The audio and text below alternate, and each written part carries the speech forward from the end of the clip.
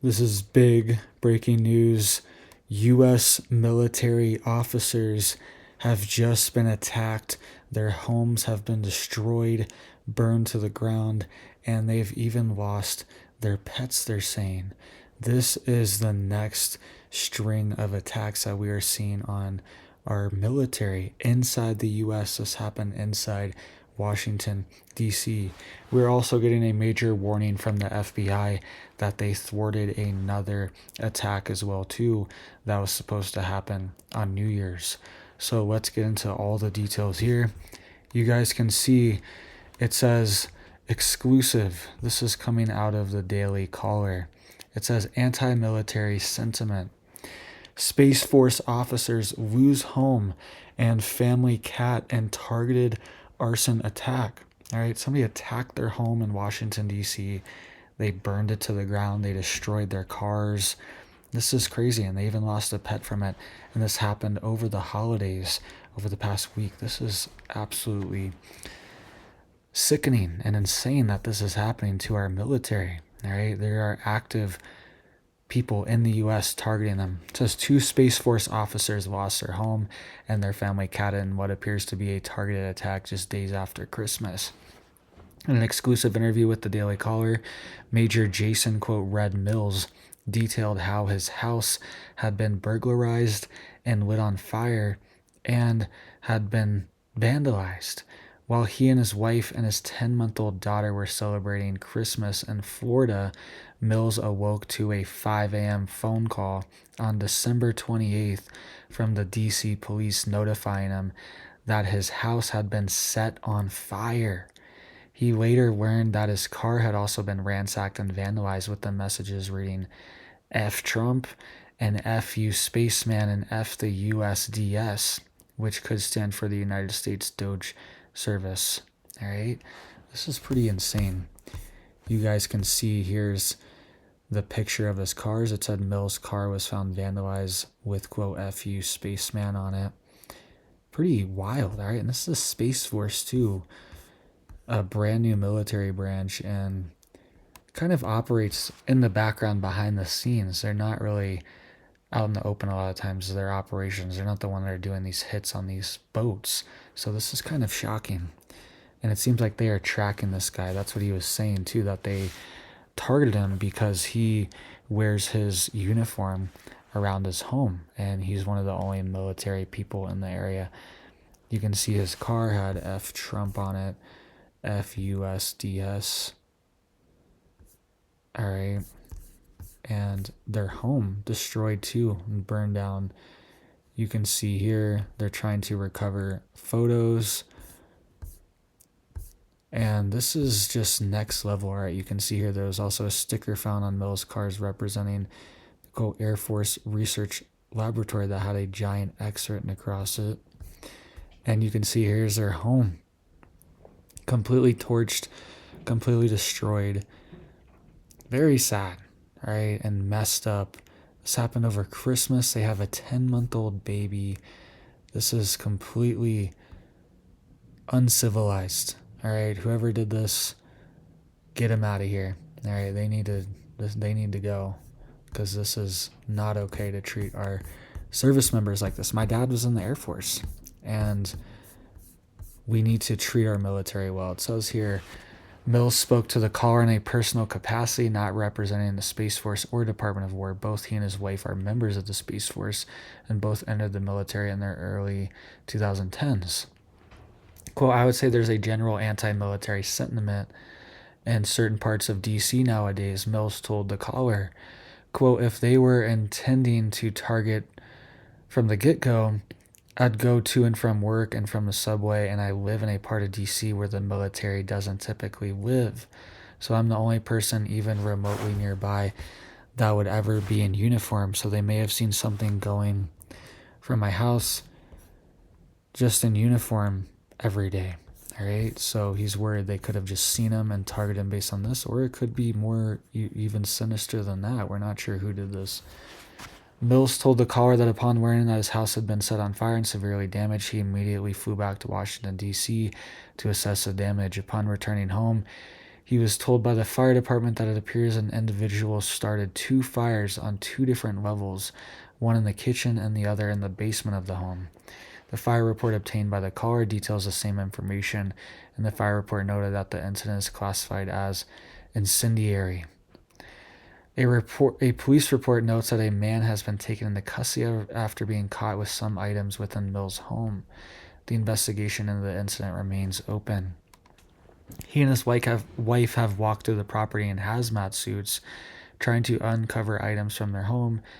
Some important items have been salvageable, like the hospital bracelets for Mill's daughter the day she was born, Mill's photo of his wife with some framed baby photos that were also saved from the fire. This is so sad. This is messed up. It's one of my worst fears is, a fire like this and losing, those irreplaceables. You can replace a lot of things, but you can't replace those, once in a lifetime things from, pictures and babies being born and birthdays, things like that. Amid the rubble, Mills told the caller he was able to dig up their cat's body from the fire. This is messed up. This is one of our service members, and this is how they get treated inside Washington, D.C. And just a few weeks ago, we had 2 National Guard members shot in Washington, D.C., right blocks from the White House. All right. His car was also broken into. The inside mirrors were torn off, and papers were thrown everywhere. Black ink was spread across the car onto the dash and inside mirror, Mills told the caller. There was also a sticker found on Mills' car representing the, quote, Air Force Research Laboratory that had an X written across it. Because of the targeted nature of the attack, Mills told the caller he had to notify his chain of command. The response has been heartwarming. Mills said family members set up a GoFundMe after the attack, and the response has stunned him.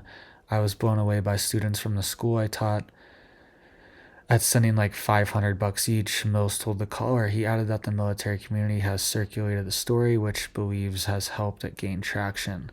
The GoFundMe has raised about $90,000 at the time of publication. One $10,000 donation was made by Jared Isaacman, the same name as Trump's NASA administrator. An administration official confirmed to the caller that the donation was in fact from the NASA administrator. So if you want to help this family out with a GoFundMe, you can see here they've already raised $105,000, but they've completely lost their home. Hopefully they had insurance, but you can see here pictures of the home completely destroyed. They most likely did have insurance, but it's still going to be devastating just to recover from this and to rebuild from this. So if you want to help them out, this is the GoFundMe here. Go check that out. And earlier this year, you guys helped me out with a GoFundMe, and I'm extremely grateful of that and extremely appreciative of that as well too. You guys saved my family and helped my family out. And I have 3 small kids, all right, and they have a 10-month-old, all right. I have a 1-year-old, a 3-year-old, and a 6-year-old. So you guys literally saved us. I will forever be grateful for that. And if you guys want to help this family too, Space Force officers, both of them, I think this is a good cause to help if you can, all right?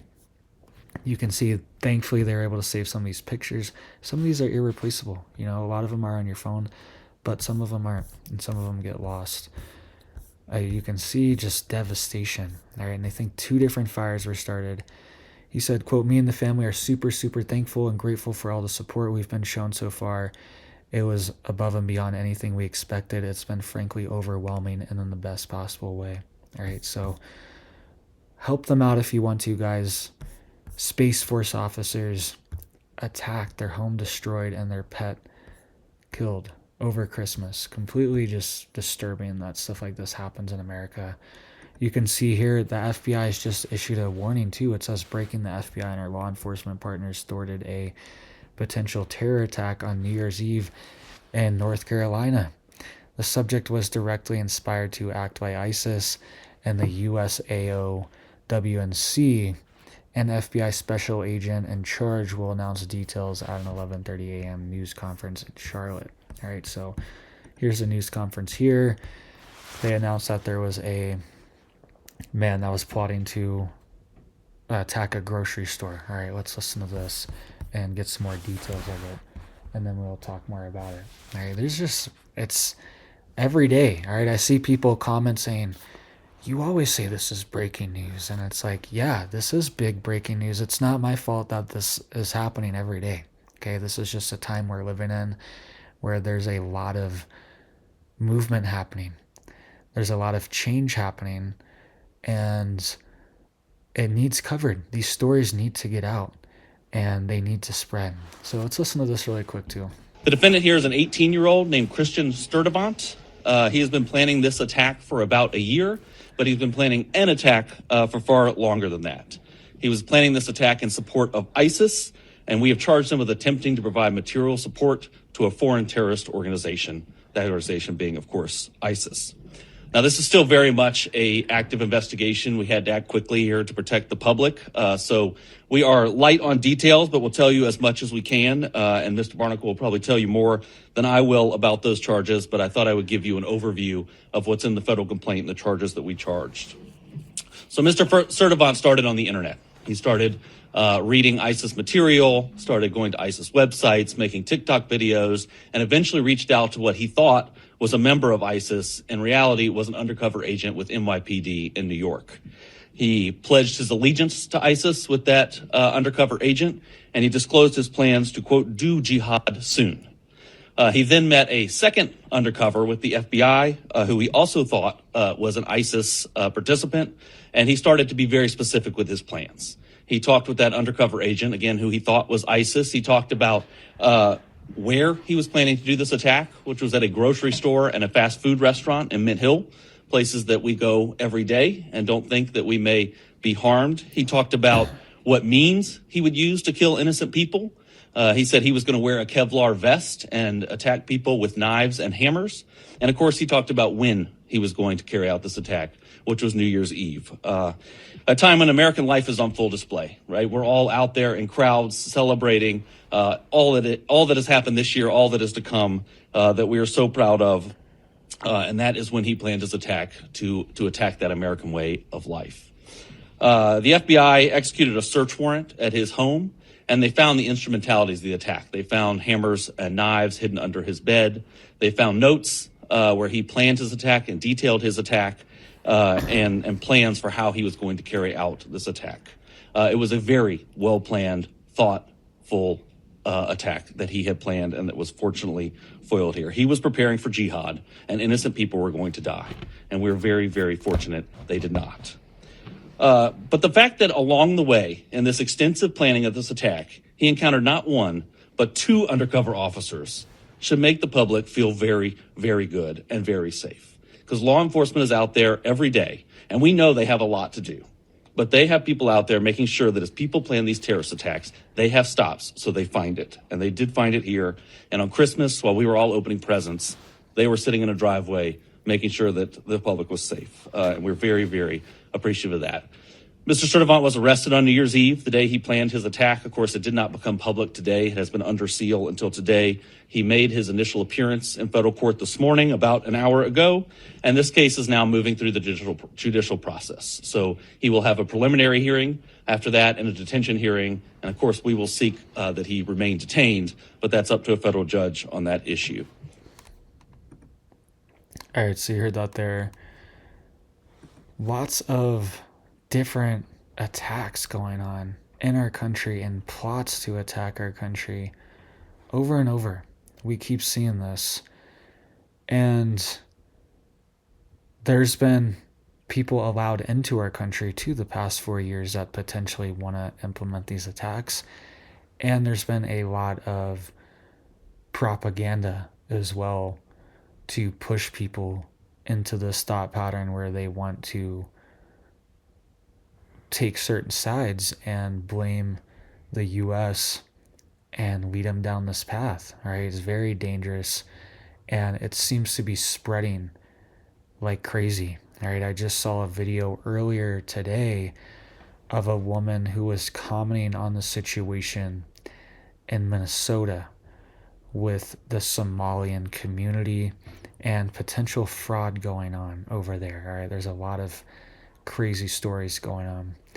But I saw a woman commenting on it and saying that Elon Musk could potentially be targeted next. All right. She was kind of sending a threat to Elon Musk. It was a thinly veiled threat that he could be targeted potentially for spreading this type of information and spreading these stories on the Somalian community. She was kind of saying that, hey, Elon Musk needs to watch his back and we might go after him because he's spreading this information on platforms like X, slash Twitter, and amplifying certain voices like Nick Shirley. Right? He's a YouTuber and he's been doing a lot of on the ground discovery reporting of what's going on there. And Elon's been reposting his videos, things like that. And this woman is kind of threatening Elon. All right. And she made another video backtracking her claims saying, hey, you know, it's not what I actually meant.